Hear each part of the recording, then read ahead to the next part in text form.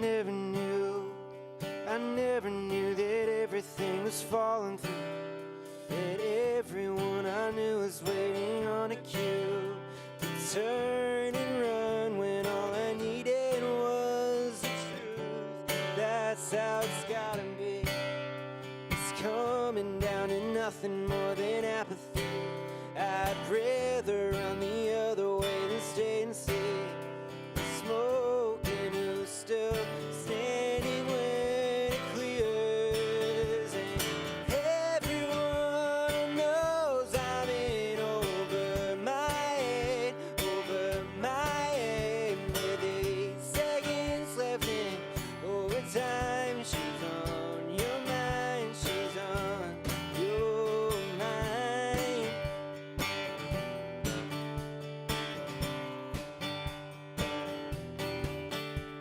It's rearranged. I wish you were a stranger I could disengage. She said that we agree and never change. Soft and a bit until we all just get along. That's disregard. You find another friend and you discard. As we lose the argument in the cable car, hanging above as the canyon comes between. Everyone knows I'm in over my head, with 8 seconds left in overtime. She's on your mind, she's on your mind.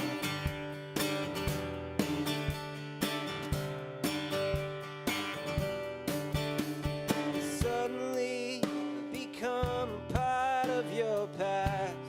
I'm becoming the part that don't last. I'm losing you and it's effortless.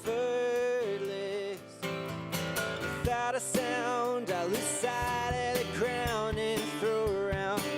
Never thought that you wanted to bring it down. I won't let it go down till we tortured ourselves. And everyone knows I'm in over my head, with 8 seconds left in overtime. She's on your mind, she's on your mind. Everyone knows she's on your mind. Everyone knows I'm over my head, I'm in over my head, I'm over my. Everyone knows I'm in over my head, with 8 seconds left in overtime. She's on your mind, she's on your mind.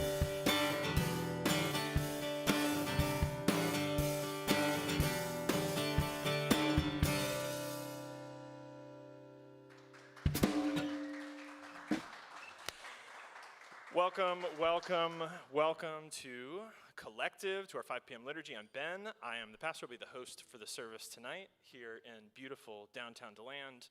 You may be joining us from anywhere in the world at wearecollectivechurch.com. Tonight with us here in person, we have Jenny Beth Joyner running Collective Kids. So we are going to ask any of the kids that remain in the room. There are none. They're all already out gallivanting. So thank you, Jenny Beth, for wrangling them. A hand for Jenny Beth for Collective Kids. Thank you. Okay, so we are, we're here. We're gathering safely in person. That's evolving, but I think we know what safe is here. We hope you know what safe is there. Welcome to our living room, in person and online, live now, later on, whenever, wherever your presence makes us who we are. Welcome. Hey, Fred. Hey, how you doing? I'm doing good. This is our liturgy. Liturgy means work of the people, so that means it's not the job of the people who happen to be on stage or on the couch. It's everyone's work. We're working out our spiritual community together.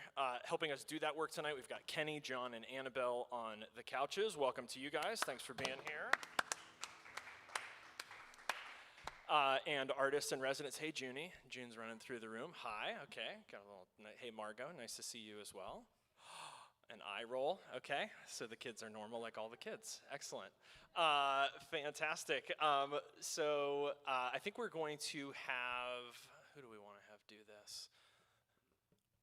I'm going to have John do it. John's going to read the community statement for us. The point is we all are collective church, and so John's going to remind us in our community statement what that means to us. Go for it, John. We value highly the metaphor of journey.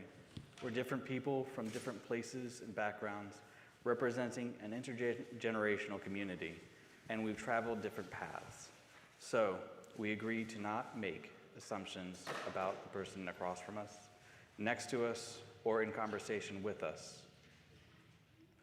We challenge ourselves to be sensitive, knowing this community includes a diverse group of people, from lifelong followers of Jesus to people who are just now open to the idea that God might exist.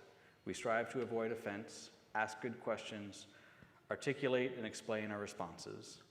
We don't assume fluency in Bible, spirituality, or church language because we believe the message of Jesus is not for Christianity, but for humanity. So, we do everything in the spirit of love and grace. Thanks, John.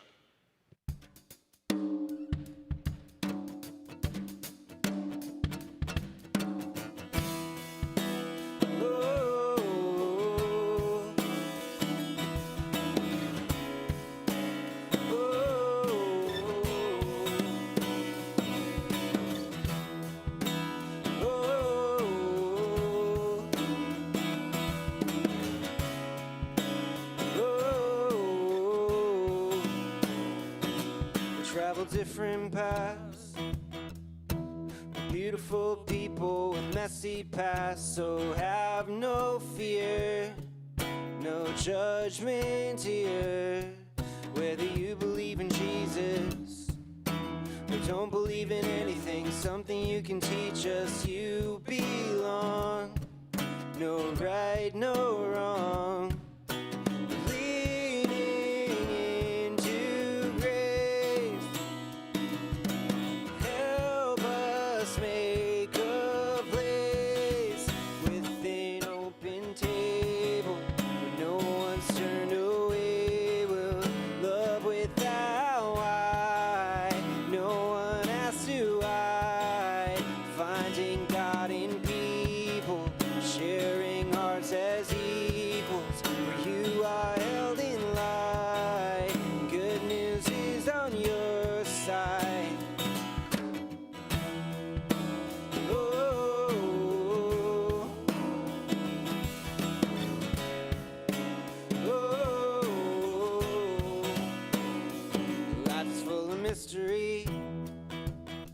Solidarity helps us to find some peace in the great unknown. You don't have to be alone. Leaning into grace. Help us make a place with an open table where no one's turned away. We'll love without why.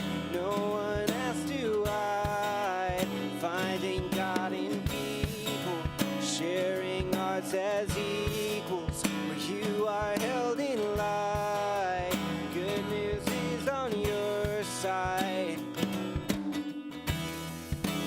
Oh,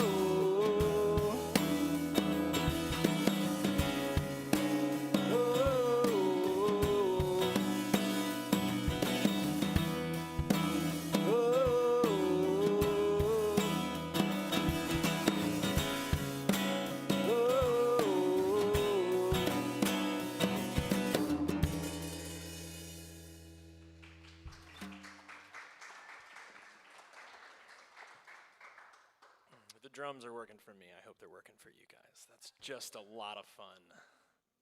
I don't know why COVID stopped me from doing that. Ridiculous. All right, so we've said it, we've sung it. Kenny, is there anybody online that we can greet? Jim Kane's watching from home.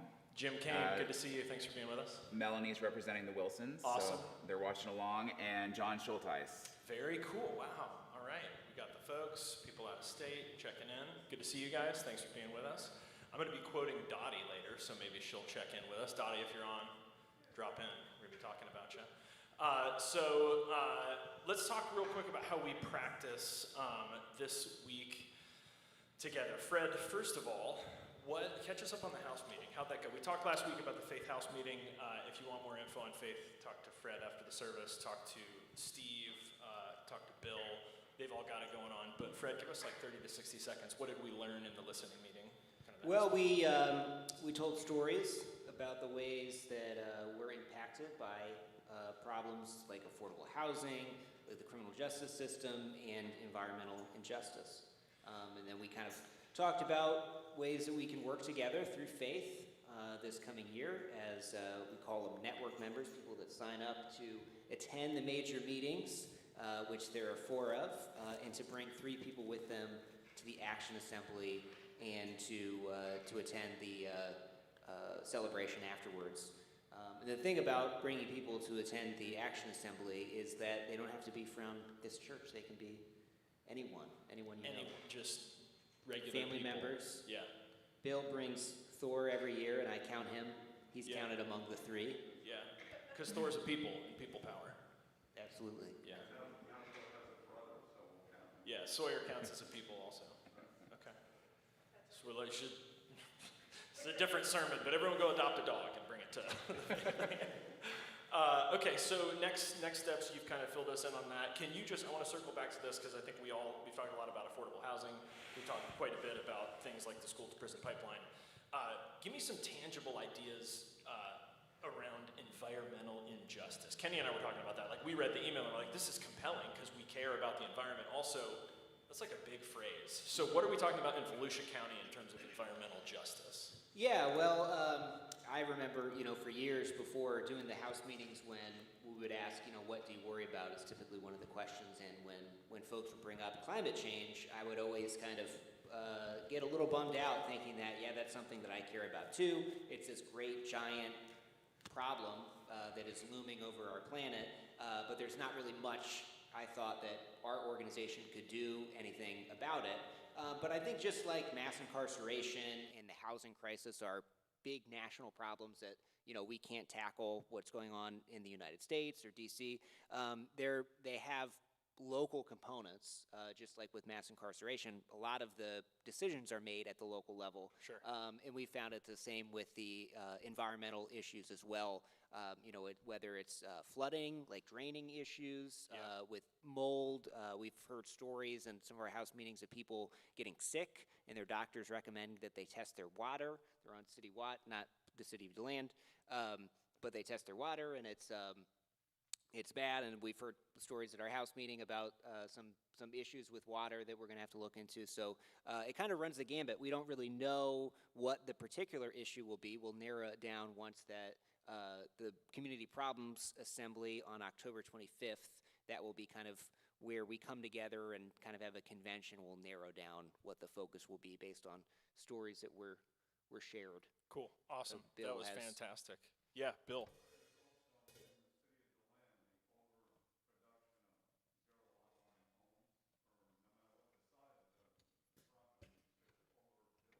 Yeah. Sure. Yeah, absolutely. Some of this is grappling with the reality that the development that we want so badly has impacts. And while it's really good for our economy, while we need development in order to provide affordable housing so we can continue to develop, we also have to acknowledge that this development, especially in a place like Florida where the aquifer in some places is just below the surface, that development creates runoff, creates collateral. So yeah, that's really a great answer. We don't know exactly what it is, but we know that there's a national and global problem, and so we know we have both responsibility and we have capacity to do something at a local level. So fantastic. So we'll stay tuned for that. What was just the next action step? What's the next thing they should come to? The next step will be October 25th. We're going to have our Community Problems Assembly. It is going to be online this year on Zoom. The link will be on the Faith website shortly. Fantastic. But you can mark your calendars for October 25th at 6:30. Yeah, and that'll be, I mean, that's a day, just one day, after I turn 40. Wow. So if you guys want to give me a birthday gift, come to the Faith Problems Assembly, right, on the 25th. Bring 3 friends. And bring a gift. Yeah, bring it. Yeah, adopt a dog if you want. It's a Zoom meeting, so don't bring it anywhere, please. Keep it with you on your screen. So mark that down. I'm actually going to steal. I loved the idea, we didn't necessarily learn this from Faith, but they reminded us that this is a great sort of way to bring people is say, hey, come to this event, bring 3 friends. So we're going to do the same thing. We're going to incentivize you a little bit like Patreon, but Kenny's got a stack of stickers for Pints and Parables. I noticed that Heather is with us. We have sort of recently slow-rolled the restart of Pints and Parables. They've been great meetings. Heather's taken the helm of that. And so rather than me telling you about Pints and Parables, it's got a really cool history. There have been a handful of contributors who helped to start it, who have shaped it in the past. Rather than us giving you a commercial for it, I would rather connect you to the storyteller. So spend some time with Heather. If you're not in the room, you can reach out to Heather through social media and stuff like that. But feel free to ask her about Pints and Parables. And here's the deal. We're going to give Heather this stack of stickers. And you can have a sticker for free if you commit to bring at least one other person with you to the next Pints and Parables.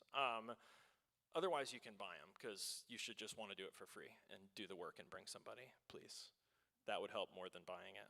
I mean, unless you want to buy it for like $50, then you can buy it, and then it would help. Kenny, anything to add to that? Heather, anything to shout from the peanut gallery in the back? Nothing? So yeah, find Heather, connect with the storyteller from Pints and Parables. What else do we have, Kenny? Anything else going on this week? No, but if we do have anything, you can sign up for the rundown. Very cool. Yeah. Check the boxes on the rundown, whichever groups that you want to participate in. We're actually modifying the Pints and Parables group. We've only got a handful of people that are actually have that box checked currently.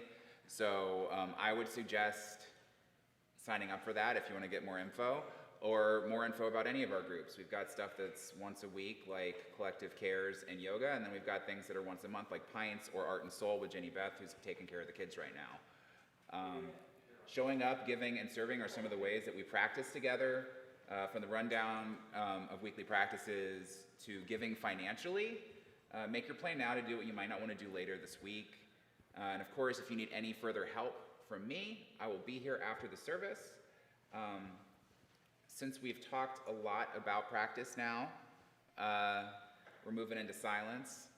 Dan, can you help us with silence? Yeah, I'm gonna invite Dan up, and while he's coming up, actually, I'm gonna see if I can. Do you see a microphone back here anywhere, Fred? Or is it hidden in my jacket now? I think it's hidden in your jacket. Yeah. Fantastic. That was a part of the plan, I think. Let's see if it's back here. Is that? Yeah. Oh, hi. Do you need help? I'm gonna be okay. Okay. So, is that on? Check. There we go. Before Dan leads us into silence, which I'm excited about, I did want to say, man, I had an idea, and now it's gone. Had to do with the rundown. Oh, how many of you guys are aware that Halloween this year falls on a Sunday night, the 31st? So, I think this is going to be a standby. I don't think this is a full announcement yet, but there's a good chance that what downtown always does for Halloween is going to happen on that Sunday night. It's called Monsters on Main. So the shop owners that are willing to be here and be open, which we don't think is going to be a ton, they will be open. They'll be giving out candy. Supposedly we'll have support from a bunch of Stetson students who will be dressed up and helping kids and families move through downtown to get candy. It's on a Sunday night, and I believe it's at 6 o'clock. We're going to be here anyway, usually at 5. I don't know if you guys are all trick-or-treating. If not, and you were going to come anyway. The Main Street Association has said that it would be really cool, even though we're not on the boulevard, if we wanted to do something here, give candy out, invite people in to get a water, and kind of some reprieve from the heat. So if you all are interested in dressing up and coming to church for an hour and then being a host for a Halloween party, that might be a nice way to tell the community that we care about them, that there's a place for them here, and that we're not weird religious people and we like Halloween and Harry Potter and things that are great. Is that fair? We are weird, fair enough. Yeah, we are weird and we like Harry Potter and Halloween and all that stuff. Fair enough, thank you, Bill. Yeah, and we're honest. Yeah, we're super normal.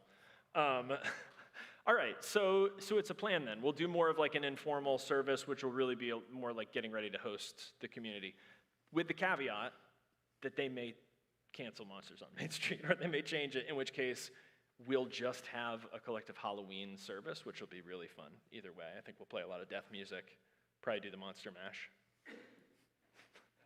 I got Freddie to laugh. That was a genuine laugh. I could tell even behind the mask. All right, so I'm just going to hand it over to you. I was tempted to tell him to shake it out, but I think that's your job. Yeah, So that's my job. Guide us, Dan. Thanks. I found a great quote this week. It's from Lydia Sweet, and she's a freelance writer concerning fear.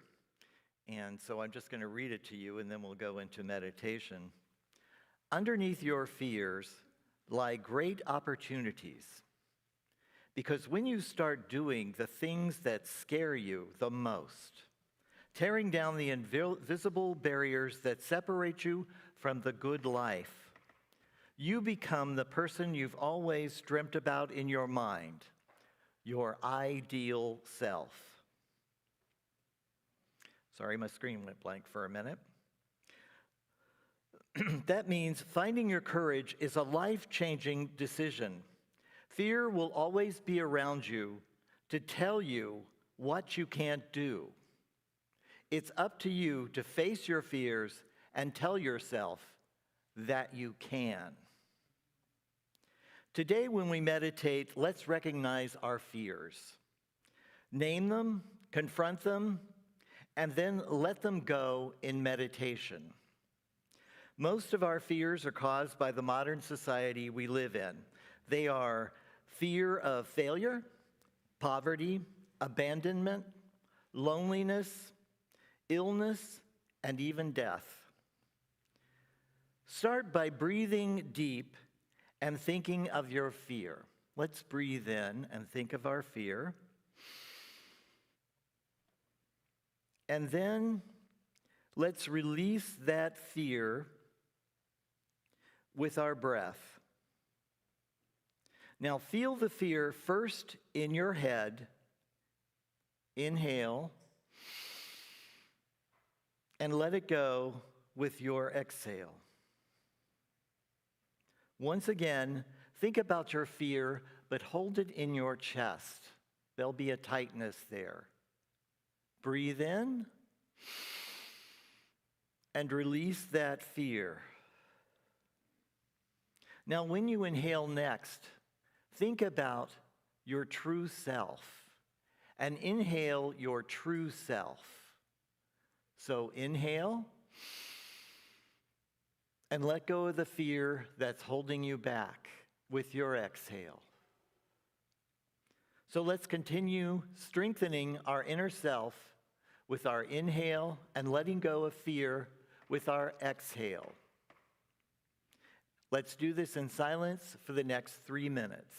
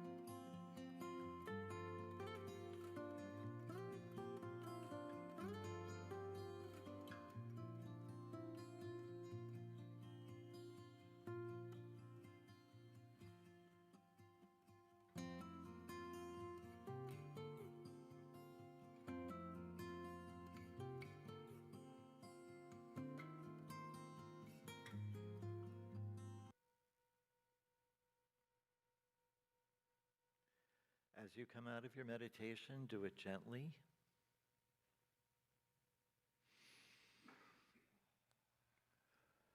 Thank you. Thanks, Dan. That was awesome. And thanks to Brandon and his company, Three Button Media, who provide the drone footage of Sunday Slowdown. I'll turn this on. We'll start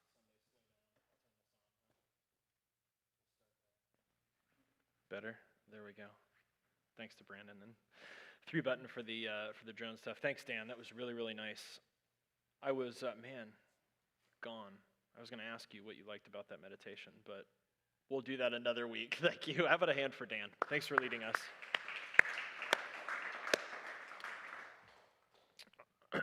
All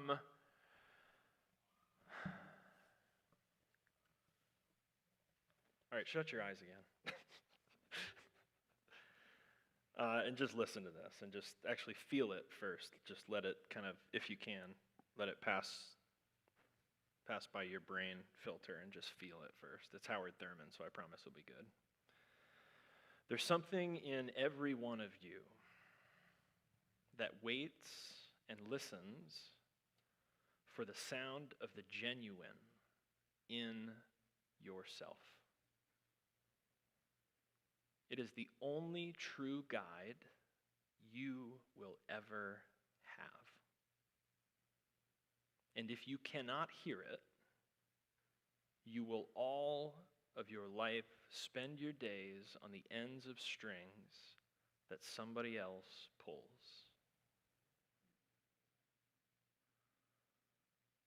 There is something in every one of you that waits and listens for the sound of the genuine in yourself.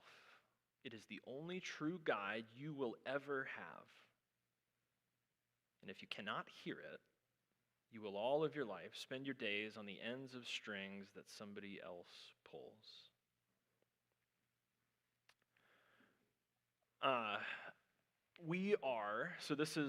We're beginning tonight, and we'll probably do this for the next few weeks, just to remind us what we're doing. But we're beginning a series of reflections in the fall about fear, and it's called Shelter, Sanctuary from Our Fear, and those are loaded words, so we'll get to those eventually. But I just want to start with why. The title of the service tonight, and of the sermon in particular, is Why Shelter. So reality, number one. We are afraid as beings. I don't think anyone is exempt from fear. I'm not sure, maybe certain kinds of sociopaths, I don't know. But everyone I've ever encountered has experienced fear in ways that have affected them in ways that they didn't like. They didn't choose that fear. That fear sort of happened to them. So number one, we're afraid as beings. Problem number one. So the reality is we're afraid as beings. Problem number one, our fears are being manipulated. So in the Howard Thurman quote, those strings are being pulled. Our fears are being manipulated by politics, capitalism, and religion. Problem number two, our fear is hurting, not serving us.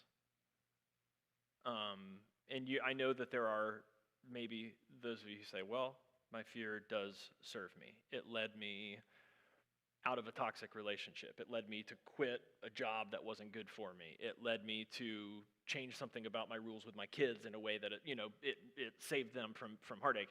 Okay. There is some value. We'll talk about the history of fear, where fear comes from, and the ways in which fear can be a story that helps to keep us safe. Writ large, what we want to say is that fear ultimately is not serving us. It's hurting us. We should say it's hurting us far more than it's serving us.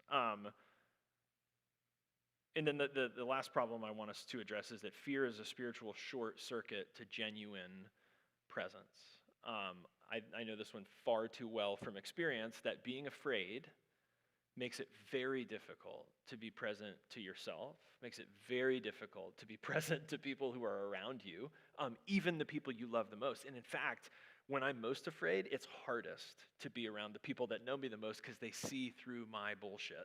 And when I go, everything's fine, they can see fear and they know it. And so it's harder to be around people that love you. It's a short circuit to presence in our spirituality, presence to ourselves, presence to those that we love, and so presence to our experience of God in those relationships. So, opening question. What's the difference between the kind of fear that paralyzes us and the kind that inspires us to acts of courage that seem beyond us? I'm really curious how we start with the same fear, but sometimes we end up balled up on the floor, sweating in the fetal position, and other times we end up, with things like Purple Hearts and people diving in front of buses to rescue other. I mean, you end up with these like miraculous acts of altruism in the face of supposedly the same kinds of fear. So how do we shape, if we could, how do we shape this same origin sort of fear from defeated paralysis to selfless altruism, to being the kind of people that give ourselves away? And the sermon and the series and the practice all in one, the answer is the stories that we tell about fear. That's going to be the answer every week. That's going to be the sermon every week. That's going to be kind of the practice under the practice for 7 weeks in a row as we talk about these 7 particular kinds of fear. It's all about the stories we tell about our fear. And it sounds weird to say that, but we have more control over those stories than we think. We typically, a lot of time, experience fear as something that just happens to us, like we're the victims of it. But we have a little bit more control over our stories. And so the solution is a better story about fear. We don't have to accept the stories that we've been given about fear. And by telling different stories, we can experience fear totally differently. But that's the entire fall. So I don't want to get ahead of myself. First of all, a safe place to tell a new story. If we're going to tell a new story about fear, we need to start first with a safe place. So let's take 3 cleansing breaths again. Let's just to kind of like a mental, spiritual sorbet. And let's try and make them each at least 10 seconds long. So maybe 6 on the in and 4 on the out. Just to make sure that we get a nice reset.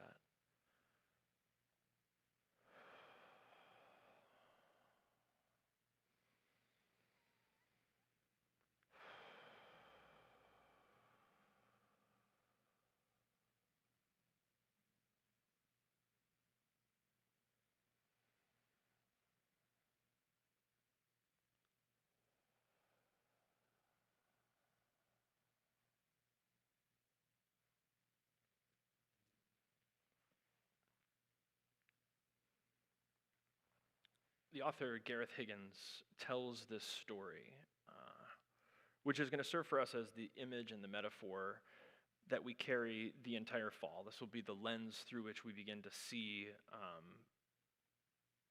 I guess I should say through which I'm trying to see the gift and the work of the church, of this congregation and what we're doing. He says, I once joined 40 people walking up a west of Ireland mountain under torrential rain. When we reached the top, all 40 squeezed into a stone shelter, and as we rested there, I told a story.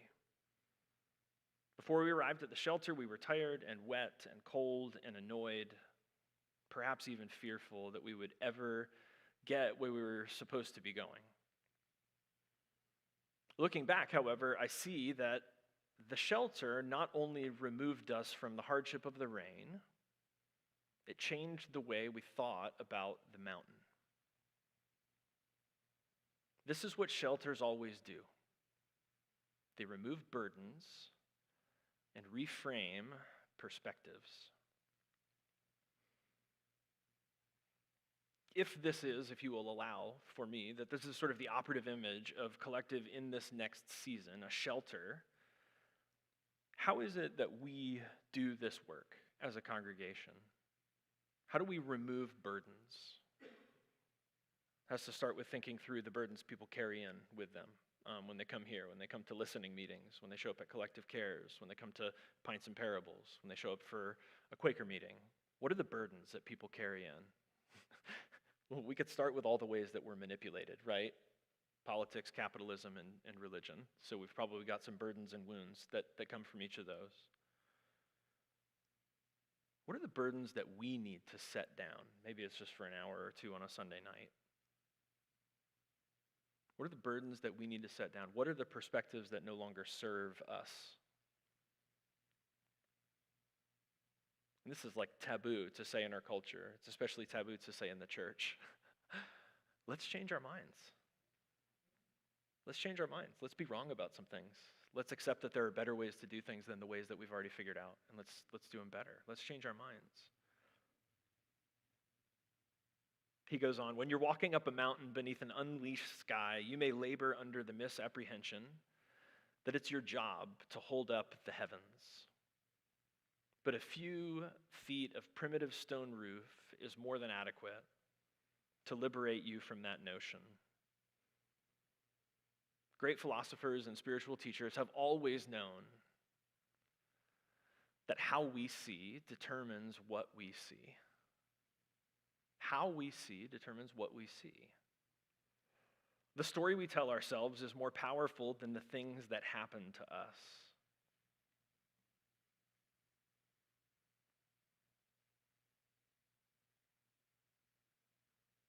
I don't know if I've ever heard a more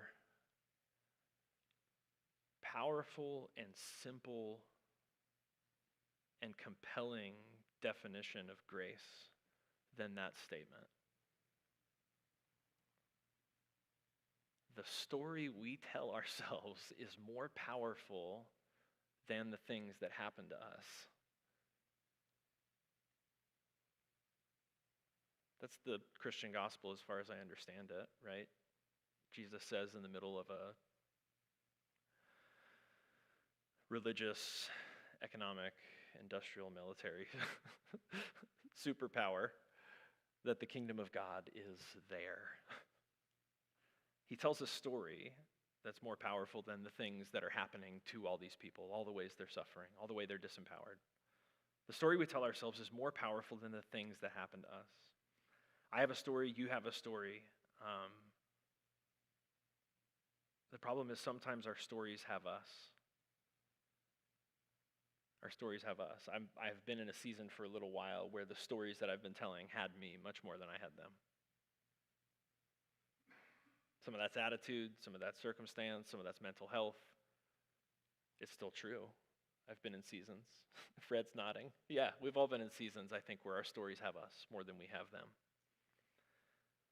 And so the point is, your story can be a shelter or it can be a prison.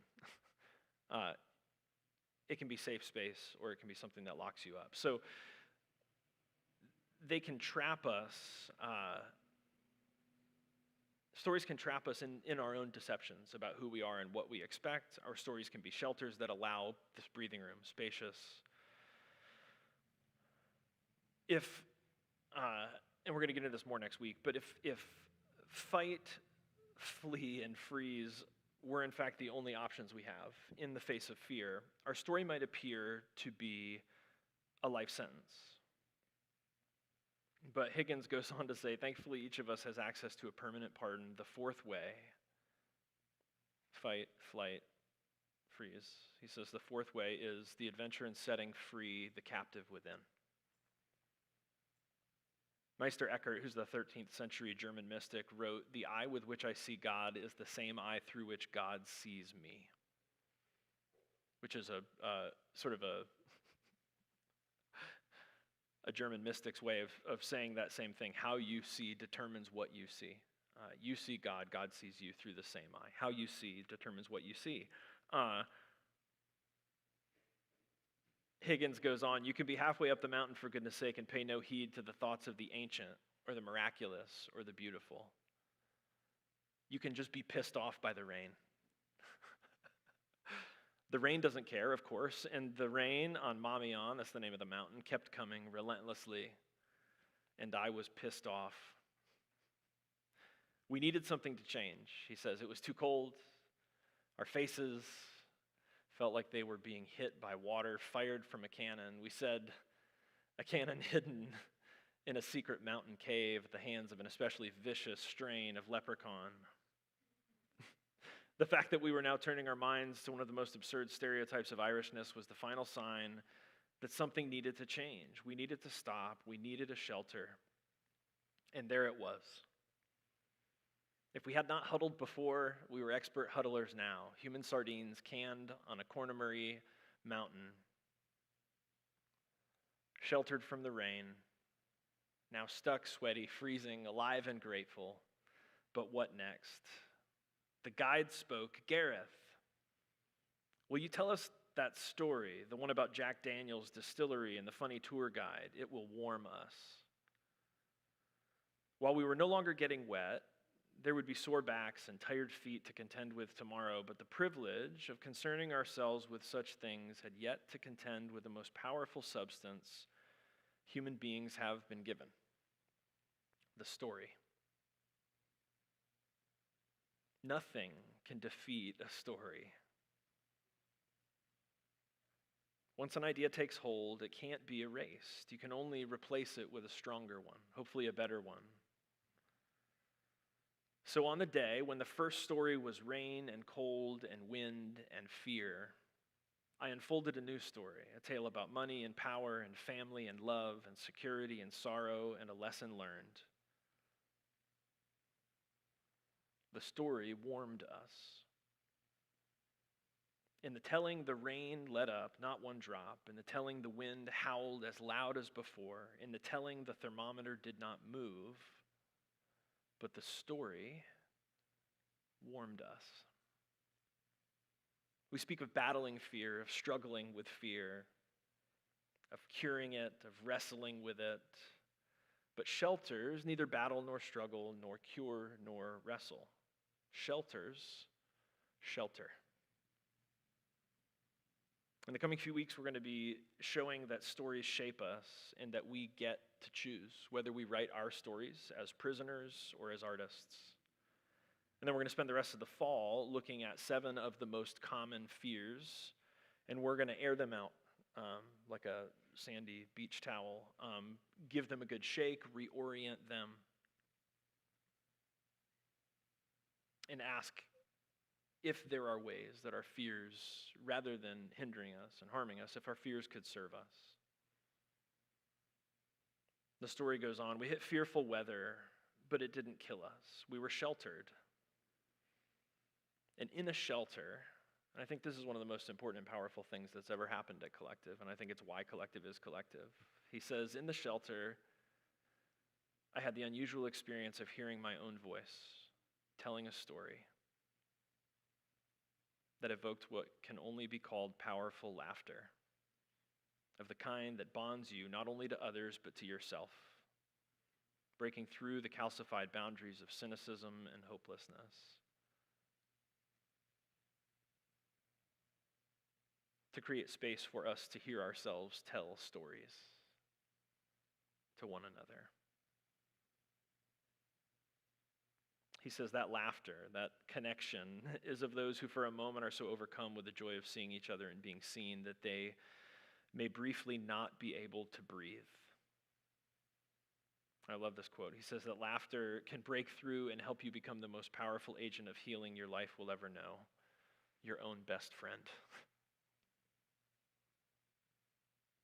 So how do we become the kind of people who are not paralyzed by our fear, but use it as a vessel to know ourselves, to become our own best friend?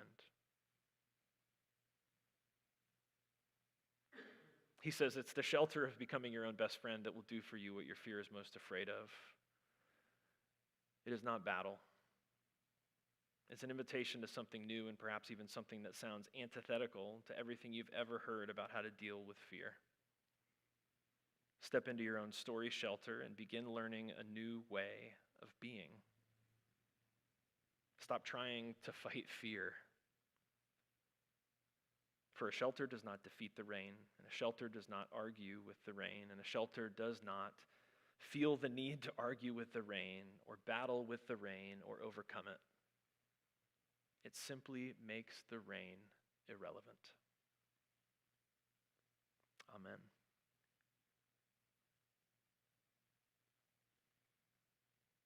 I want us to spend a few minutes and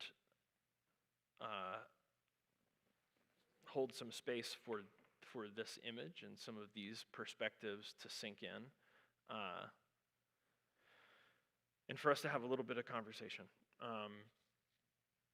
And I think first I'm curious about, and this we can open this. First of all, how have we seen these truths to play out? That fighting fear doesn't work.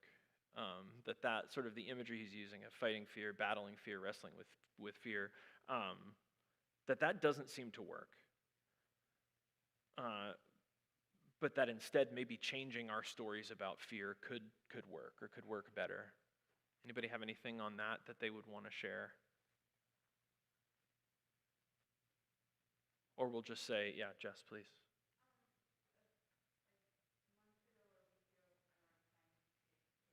Sure. Yeah.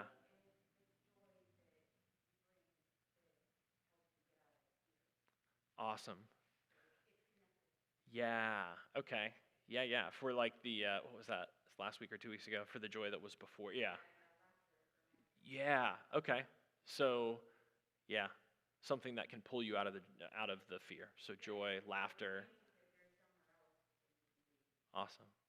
A reminder that there's somewhere else you can be. What a powerful statement about energy. Like where you feel that and you can be in a different space. Awesome. Thank you. So just in general, with the story, sort of it's such a powerful image of like the mountain, the shelter. What did you hear that moved you, if anything? Yeah, Sharon. Yeah.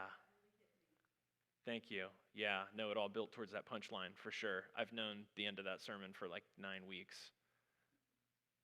Yeah. Yeah, that's one of the most powerful lines in this book. This is from a book, by the way, from Gareth Higgins called How Not to Be Afraid. Yeah, it makes the fear irrelevant. Yeah, really powerful image, and like not the kind of self-help stuff that you typically think you're going to get. Mary?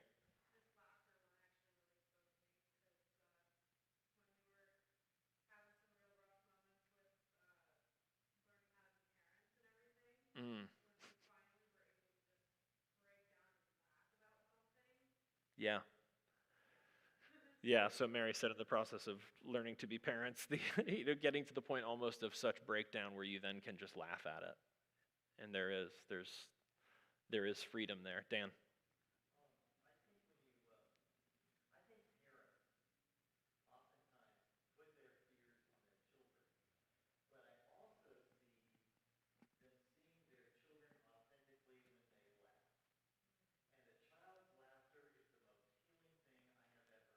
Yeah. Yep. Hmm.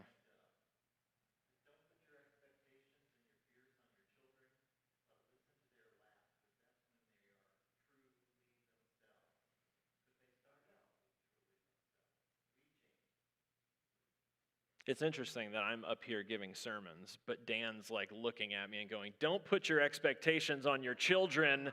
And like, thanks a lot. Okay, I appreciate it. I get right. I'm getting a sermon too. I deserve it. Yeah. Yeah. Yeah. Yeah, of course. Yeah. Yeah, it does. And work. Yeah. Yep, absolutely. Great stuff. Anything else? Yeah, Bill.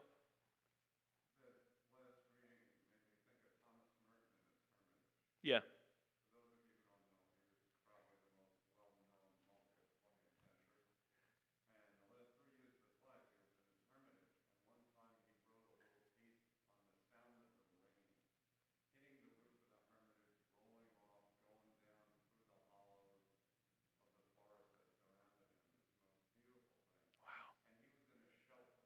Yeah.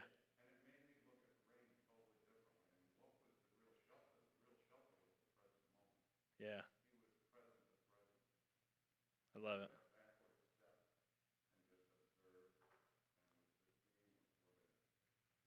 Love it. Beautiful.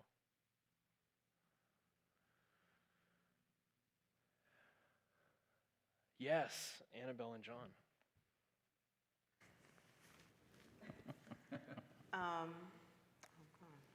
Oh, sorry. I know. We can hear you. I mean, yes, the rain was irrelevant, but it was still there. Yeah. You know, and like the fear is still there, and that's something that like Margot and I talk about, and I tell my students often. They'll say, "Oh, I'm afraid of this," and I say, "Okay, you can be afraid, Yeah. and you're gonna do it anyway. Yes. So let's go." Yeah. Because it's always part of us. And I think sometimes, like you said, like it holds us back, and sometimes it also like spurs us. It's like this thing that we fight against. Yeah. Kenny and I used to work with a person who was like very difficult to work with, Yeah. and I was afraid of her. But it also, having her presence in my work life caused me to do like really awesome things just to spite her. Yeah. You know? And it was like, ha, see? Yeah. And so it's sometimes, I don't know, fear is like, I don't want to say it's a good thing. It just is there. Yeah. Well, and I think rather than like trying to do a series that helps us to like better understand and give ourselves the illusion of control and then place some kind of value judgment on fear, it seems like the better way to approach it is to acknowledge that it is both real, something that is already negatively affecting everyone, and kind of ask what, if we start from that perspective, what's possible. And I think for me that the sense of, and what I've seen to be true, at least in the last couple months of my own life, is the power of choosing to tell different stories is compelling. And it's been powerful in my own life. And this is like, for me, it's always selfishly like, this is my lab, I'm working my stuff out, and then like, let's see if we can do this in community. It works on a personal level, and we'll see kind of how it is branching out from that. But yeah, I think that's really a very, part of the reason I like the metaphor is it's not a dualistic one. It's not, the answer is not that rain is bad, so ultimately what we want to do is turn the rain off. Right. It's that rain is part of life. And like we know, because we live in Florida, really the anticipation should be like, it's going to always be raining on and off. How are we going to live in a world where it's raining on and off? Rather than like, can we make it rain or not rain? But yeah, I'm interested to see how like we uncover the gifts of it. I find it interesting that you bring up the fact that like it's a lab, right? Because when you were, I think, rhetorical questioning, like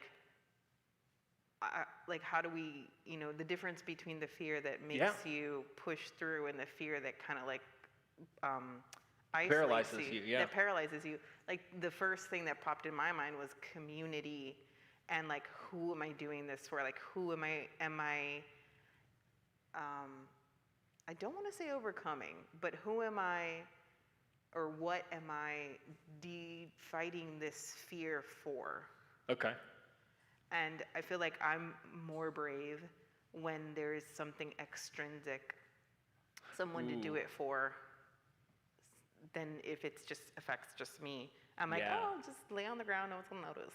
No, that's a really, really good point. Actually, I can't remember who I was talking to about this recently. I don't know if it was Freddie, somebody that I talk with fundraising about, but we were having the same conversation because this is something I've struggled with my entire life, where the hardest thing in the world for me to do, that I'm most afraid of, is to fundraise for Collective, because it's mostly my salary. But like, you put me out on the front lines fundraising for faith, and like, I have no problem sitting with a billionaire and telling them why this is the most valuable work being done in Volusia County. No problem at all. But I don't believe in myself most of the time. And so when I'm like, you should pay me, because that's really tough. And I think that's a good point. Like, part of what you're saying is that, yeah, we have to get past some of those in ourselves before we can kind of move beyond. You're worthy of getting a paycheck, Benjamin. Thank you. Well, it's been 10 years, so I hope so. Yes, John. So, going back to the metaphor of the rain and shelter, it's really interesting, this imagery of like all these people traveling up this mountain, having the same experience, having the same misfortune and miserable time, but while they're in that rain and in the experience, they were isolated in that fear, in that frustration, in that miserable experience. They didn't have connection with each other. Yeah. And they needed that space in order to connect in the moment.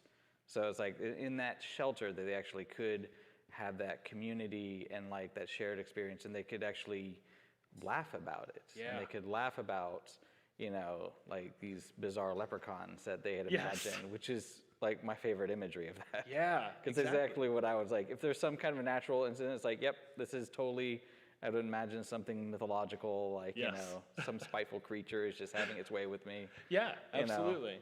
But I think that's really beautiful that like they all chose and like be in these cramped quarters that they were actually forced to be in physical contact with one another. And it's like, oh, we are actually all in this together. Yeah. It's like we're experiencing the same thing. So I think that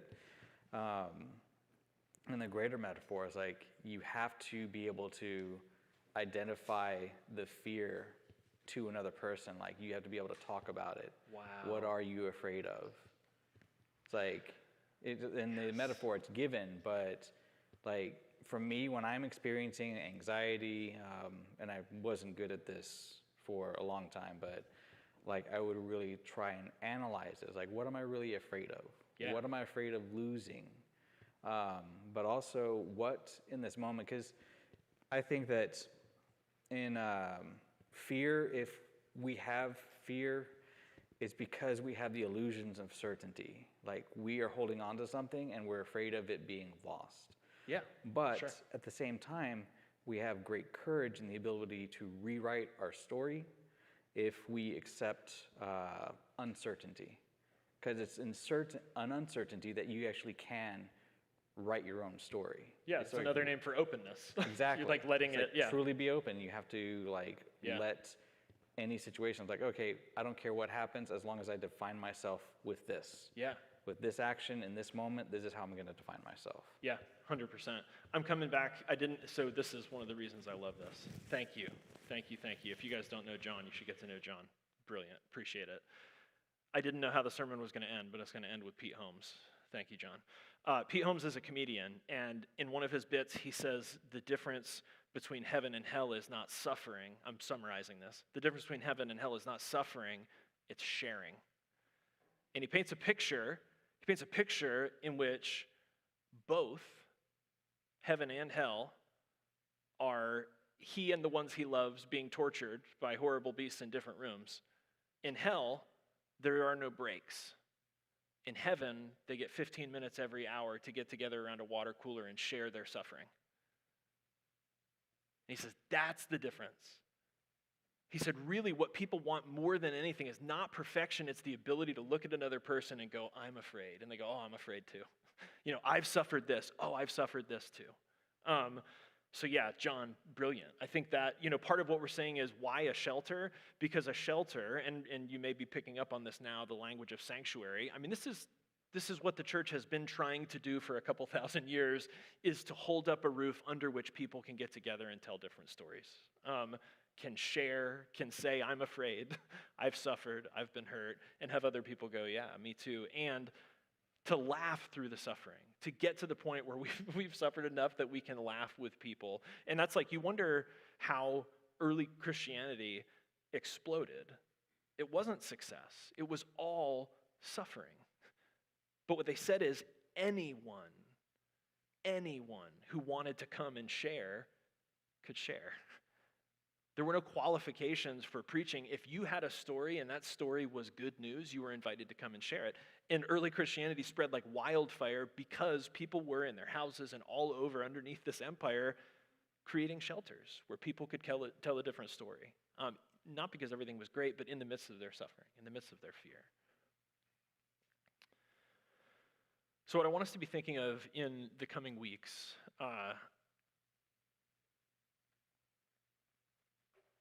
is how we can reimagine. And kind of back to the opening question. We have to imagine the things people bring in with them when they come to a church, to whatever we're doing, with Sunday night service or whatever. What are the fears people bring in with them? And then how is it that we can reimagine practicing being a shelter, providing shelter for people that come in with those fears, or for whom the fear, the reign of those fears has been consistent for a long time. How do we provide shelter through our practices, through our rituals, through our liturgies, through our groups? How do we provide shelter? And then also for us, I want you guys, because this is my hope, this has been really profoundly helpful for me. How are you experiencing that shelter personally in your own spirituality? And we're going to talk about that. How do we kind of like construct and build our own shelters? How do we as a congregation kind of construct and build a shelter where people can be here with us, telling a different story? In a moment, we're going to come to this table and receive the Eucharist. This is a symbol for us in our tradition of the materiality of our faith and the humanity of God. It's a reminder that we ourselves are the body of Christ.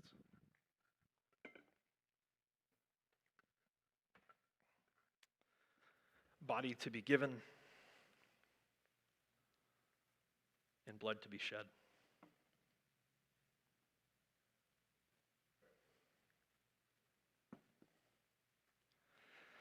When you're ready, feel free to come. We're going to share this with one another. The meal and the words, bread for the journey and nourishment for the soul. As always, the table of this love is open to us and to all people, and no one will ever be turned away. Come when you're ready.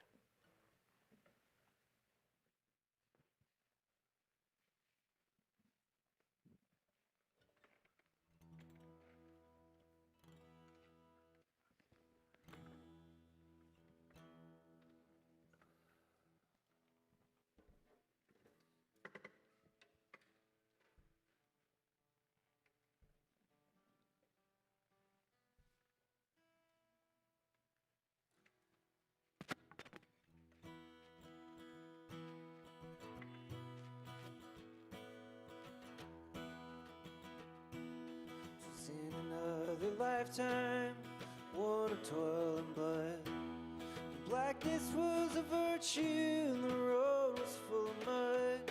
I came in from the wilderness, a creature void of form. And then she said, I'll give you shelter from the storm.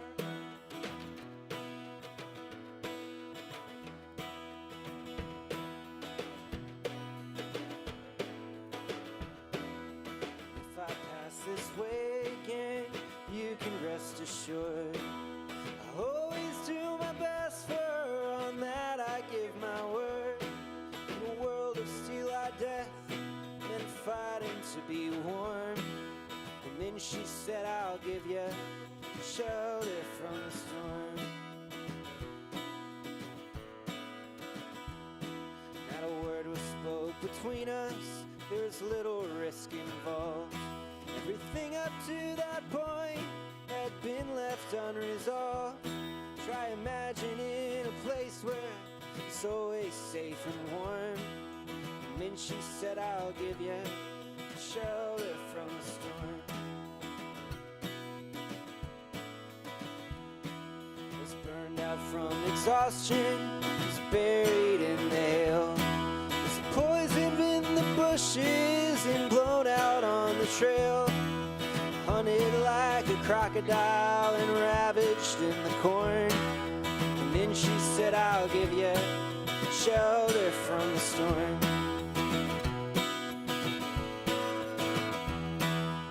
Suddenly I turned around and she was standing there, with silver bracelets on her wrist and flowers in her hair.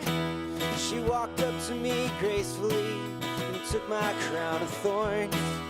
And then she said, I'll give you shelter from the storm. But there's a wall between us, something there's been lost. I took too much for granted, I got my signals crossed. Just to think it all began on an uneventful morn. And then she said, I'll give you shelter from the storm. And then she said, I'll give you shelter from the storm.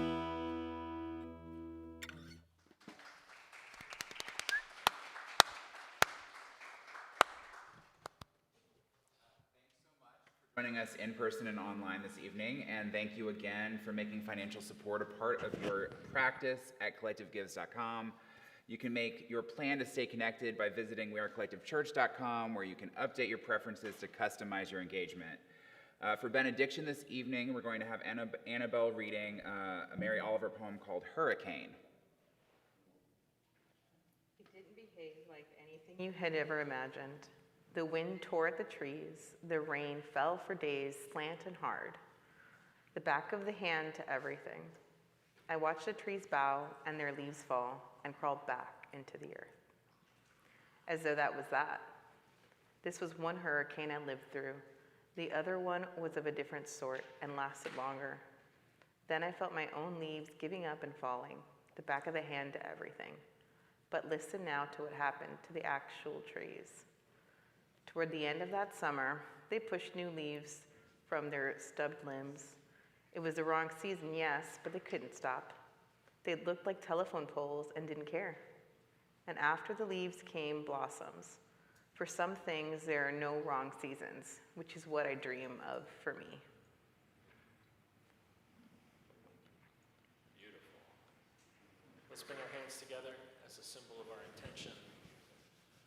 First to our forehead for clarity of thought, to our lips for clarity of speech, and to our hearts for clarity of action, so that in all that we say and do, love would be our first thought, our first word, and our first deed. Grace and peace.